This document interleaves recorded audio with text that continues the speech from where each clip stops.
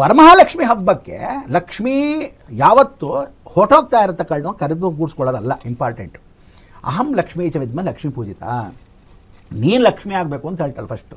So ಹೆಣ್ಣು ಮಕ್ಕಳನ್ನ ಎಲ್ಲರೂ ಸಾಧಾರಣ ಗಂಡಂದ್ರೆ ಎಷ್ಟು ಚೆನ್ನಾಗಿ ನೋಡ್ಕೋಬೇಕು ಅಂದರೆ ಅವಳು ಎಷ್ಟೇ ಗೋಳಿಕೊಂಡ್ಲು ಏನು ಗಲಾಟೆ ಮಾಡಿದ್ರು ಮಟ್ಟಿದ್ರು ಅವಳನ್ನ ಎಷ್ಟೋ ಜನ ನೀವು ನೋಡ್ಬೋದು. ಶೆಟ್ರ ಮನೆಯಲ್ಲಿ ಭಾಳ ವಿಶೇಷ.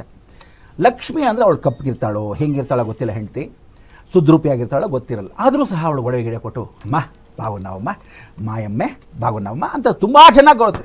ನೋಡಿ ಅವ್ರ ಮನೇಲಿ ಲಕ್ಷ್ಮಿ ಕಾಲು ಮೂಲು ಕೂತ್ಕೊಂಡ್ಬಿಟ್ಟಿರ್ತಾಳೆ ಅಂತ. ಅದಕ್ಕೆ ಅವ್ರ ಮನೇಲಿ ತುಂಬ ಚೆಂದ. ಅದಕ್ಕೆ ಹುಟ್ಟಿದ್ರೆ ಶೆಟ್ರ ಮನೇಲಿ ಹುಟ್ಟಬೇಕು, ಸತ್ತರೆ ಮುಸಲ್ಮಾನರ ಮನೇಲಿ ಸಾಯಬೇಕು ಅಂತ. ಯಾಕೆಂದರೆ ಮುಸಲ್ಮಾನರ ಮನೇಲಿ ಸತ್ತಾಗ ಏನಂತ ಹೇಳ್ತಾ ಒಬ್ಬ ಮನುಷ್ಯ ವಿಶೇಷ ಅಂದರೆ ಉಗುರೆಲ್ಲ ಕೂದಲೆಲ್ಲ ಕತ್ತರಿಸಿ ವಿಶೇಷವಾಗಿ ಕೂದಲೆಲ್ಲ ಸ್ಟ್ರಿಮ್ಮಾಗಿ ಮಾಡಿ ಒಂದು ಚೂರು ಯಾರು ಅಳದೆ ಗರುಡಪುರಾಣದಲ್ಲಿ ಅಳಬಾರ್ದು ಅಂತ ಹೇಳುತ್ತೆ.